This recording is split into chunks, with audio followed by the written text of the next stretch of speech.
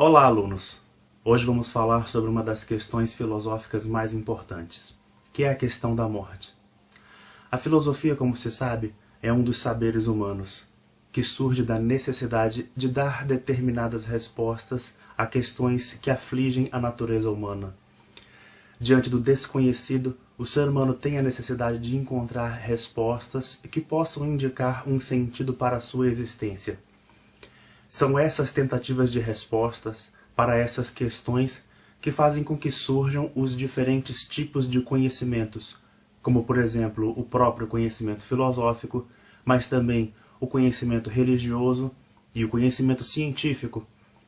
Nós gostaríamos de falar sobre essas tentativas de resposta acerca dessa questão fundamental que é a morte. O primeiro tipo de conhecimento que surge é o conhecimento religioso, e a tentativa de resposta dada por esse tipo de conhecimento relaciona-se ao divino. Também na questão da morte, esse conhecimento divino se coloca como tentativa de resposta que recorre ao sobrenatural. Todas as religiões falam sobre a morte, e todas as religiões oferecem uma determinada resposta para essa questão, mas que tem em comum o fato de que oferecem um prêmio, que é a salvação.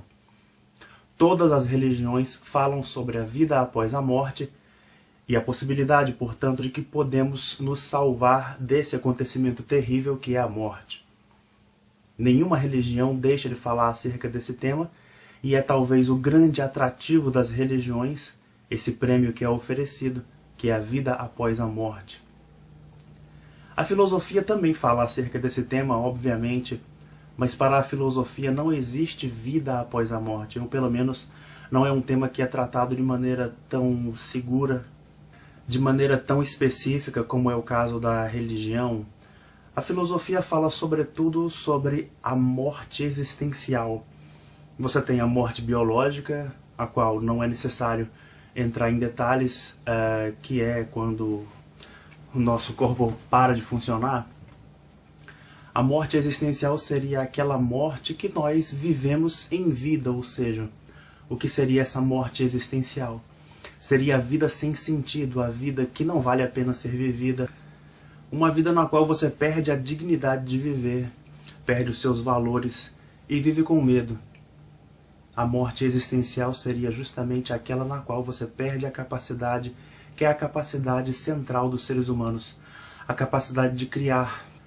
Enquanto as religiões prometem a salvação da morte, a filosofia também promete a salvação, não exatamente a salvação da morte biológica, mas a salvação da morte existencial. Salvar-se do medo de viver, salvar-se da angústia que representa uma vida mal vivida. Enquanto que, por um lado, sabemos que muitas religiões se valem justamente do medo da morte para obter uma certa obediência dos seus fiéis. Basta pensar, por exemplo, na ideia de inferno, na ideia de purgatório, na ideia de punição, a punição após a morte, que viria através da desobediência da vontade de Deus, por um lado. E por outro lado, o prêmio que é o paraíso, não é? A vida nesse lugar maravilhoso, onde você passa o dia inteiro sem fazer nada.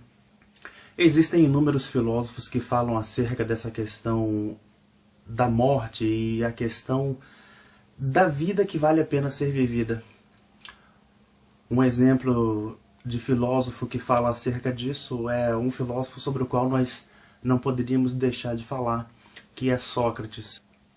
E Sócrates, como vocês sabem, nos coloca pela primeira vez a questão central da imortalidade da alma. Um quadro que se tornou célebre na história do pensamento é esse quadro no qual Sócrates vence a própria morte.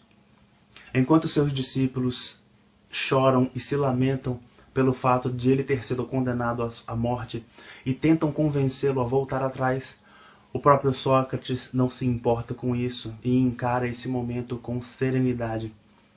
Para Sócrates, a morte física não é uma morte real. Quem morre é o corpo. A alma é imortal. O que você não pode perder são esses valores que te tornam verdadeiramente humanos, como a solidariedade, a justiça, a dignidade, a honestidade. Sócrates é apenas um exemplo de filósofo, dentre muitos outros exemplos de filósofos que nós poderíamos dar, para os quais a morte não é um fenômeno absolutamente aterrorizante. Existe uma expressão latina bastante conhecida e bastante interessante, chamada memento mori, que significa lembra-te de que vais morrer. E nós poderíamos pensar no quanto isso poderia ser útil para nós, em alguns momentos da nossa vida, em que ela parece atribulada, em que parecem haver problemas insolúveis, simplesmente lembrar de que vamos morrer. Imagine se nós vivêssemos para sempre. A reflexão sobre o sentido da vida, que é a reflexão por excelência na filosofia, não teria razão de ser. Se você vivesse para sempre, você não ia precisar se preocupar em trabalhar, em se alimentar, você não ia precisar ficar pensando em estar com saúde ou estar doente, você simplesmente viveria para sempre. Então a questão do sentido da vida, portanto, perderia todo o sentido.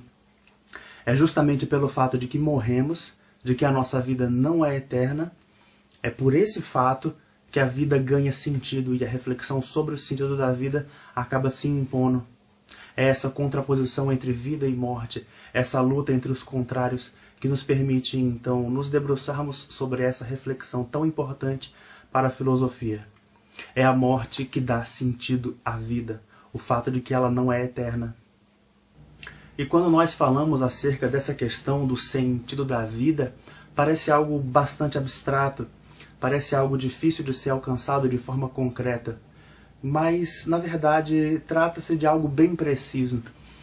Na nossa existência, a constatação de que aquilo que realmente importa é aquilo que nos reaproxima da nossa essência, ou seja, aquilo que nós realmente somos e aquilo que não podemos perder ao longo da nossa existência, dentre outras coisas, a nossa dignidade.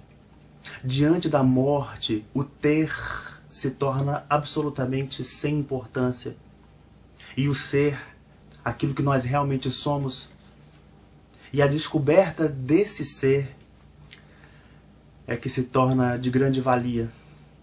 Diante de uma mesma quantidade de recursos, uma pessoa faz maravilhas e a outra não faz nada. É a questão da morte que nos traz de forma bem precisa a questão do bem viver, do viver bem, viver como sendo uma arte. E essa arte só ganha sentido realmente diante da questão da morte. Diante dos nossos conhecimentos tecnológicos atuais, digamos que a nossa expectativa de vida no futuro será bem maior. Mas agora eu pergunto a vocês, de que isso vale?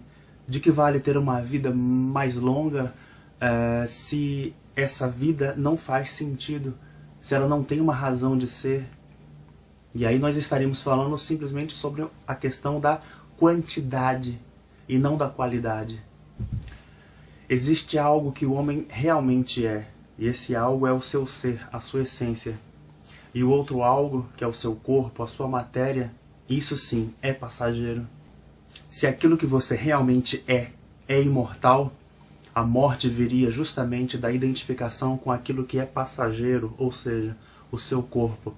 Porque a nossa essência, essa sim, ela não morre. Mas quantos de nós, durante a nossa existência, vamos tomar conhecimento dessa nossa essência, daquilo que nós realmente somos e do nosso papel na Terra, nosso papel como pessoas e aquilo que nós realmente viemos para cumprir, a nossa missão. Qual é essa missão? Toda a natureza espera que o homem seja homem, que ele adquira os valores, os atributos que o constituem e que fazem com que ele seja um ser humano. Aquilo que confere honra à nossa existência. E estar existindo, estar vivo, estar respirando, isso é uma honra. E aí eu me pergunto sobre a sua autoestima. Como anda a sua autoestima? E como anda o seu orgulho de estar vivo? A sua honra por ser um ser humano? Quando não focalizamos a vida para conquistar as coisas que são realmente nossas, saímos da vida de mãos vazias. A conquista da natureza humana é a maior das nossas realizações. E muitas vezes a gente acaba trocando essa natureza humana por qualquer coisa. As plantas, os animais, eles não têm o livre-arbítrio de escolher ser o que eles são. São seres tutelados. Diferentemente de nós, que temos a escolha, temos a capacidade de escolher o que nós realmente queremos ser. E podemos ter a nossa natureza humana ou não. Isso me faz lembrar a história de dois rapazes que estavam na beira do rio, na beira de um rio, e um deles viu um escorpião tentando atravessar o rio, e o escorpião começava a se afogar. Um dos rapazes foi na direção do escorpião e o retirou do rio, e o que o escorpião fez? O picou. E o outro rapaz olhou para ele e disse: "Mas por que você fez isso?" E o rapaz que salvou o escorpião respondeu: "Porque isso é da minha natureza, assim como é da natureza do escorpião picar." E o escorpião entrou de novo na água e o rapaz foi lá e o salvou de novo. E o escorpião o picou de novo. E o outro rapaz disse: "Por que você fez isso?" E o que salvou o escorpião respondeu: "Porque isso é da minha natureza, ter compaixão. Estranho seria se o ser humano picasse e o escorpião tivesse compaixão." E toda essa reflexão nos faz lembrar o mito da caverna de Platão. O que são as sombras que são projetadas no fundo da caverna? São os nossos desejos sensoriais, os nossos desejos materiais, o nosso instinto de sobrevivência, talvez, e a ideia de achar que a nossa sobrevivência física, a nossa sobrevivência material é o mais importante.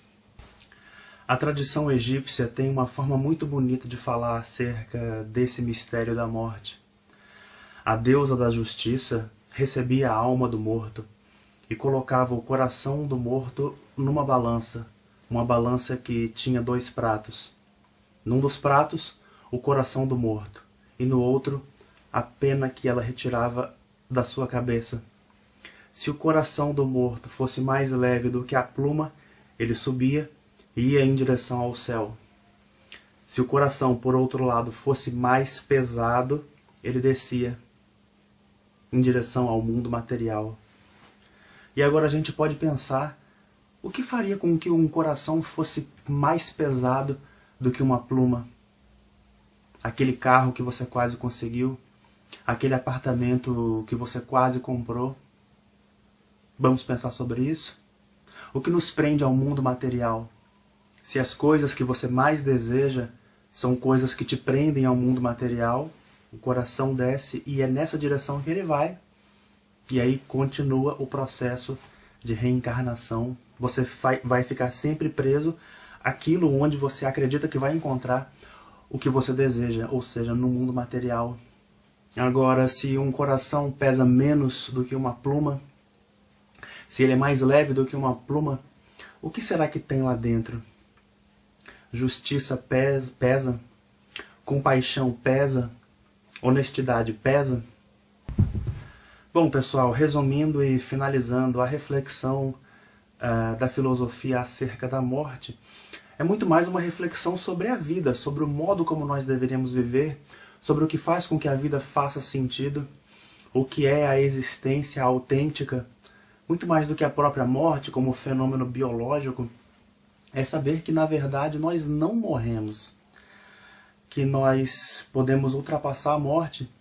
A questão central para a filosofia, portanto, não é a morte propriamente dita, a morte biológica, mas a morte em vida. Existem pessoas que morreram e esqueceram de deitar.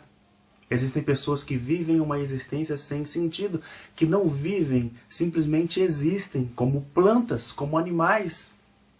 Eu não sei se você acredita em vida após a morte, mas algo sobre o qual falava Chico Xavier, que a questão mais difícil de se lidar, a questão mais angustiante no vida após a morte, é justamente a consciência do tempo perdido. O tempo de vida que você teve e não viveu. Então, lembrando da questão inicial que nós nos colocávamos sobre os diferentes tipos de conhecimento, para a religião, a morte como sendo algo que nós podemos ultrapassar através da vida após a morte, através da salvação. Para a filosofia, a questão central, que é a vida que vale a pena ser vivida, A possibilidade de se salvar não da morte, mas da morte em vida, a angústia e o medo que nos impedem de viver bem, sem esquecer também da concepção da ciência, não é? Para a qual a morte seria, por exemplo, o fracasso da medicina, nos permite relacionar então esses diferentes tipos de conhecimentos acerca dessa mesma questão central. E talvez seja um pouco frustrante, né, para aqueles que imaginavam que a filosofia falaria muito da morte. A filosofia fala sim da morte. Há um pensador bastante conhecido, Montaigne, que tem uma frase muito célebre quando ele diz que filosofar é aprender a morrer. Eu espero que vocês tenham compreendido o que um filósofo como ele estaria tentando dizer com isso.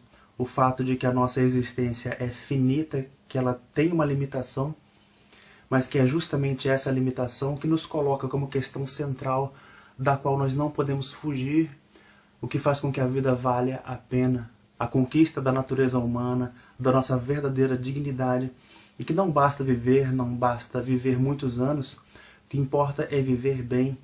E como diz Sócrates, uma vida não examinada não vale a pena ser vivida. Vamos pensar se a gente está fazendo com que a nossa vida valha a pena. Pela atenção de todos, obrigado.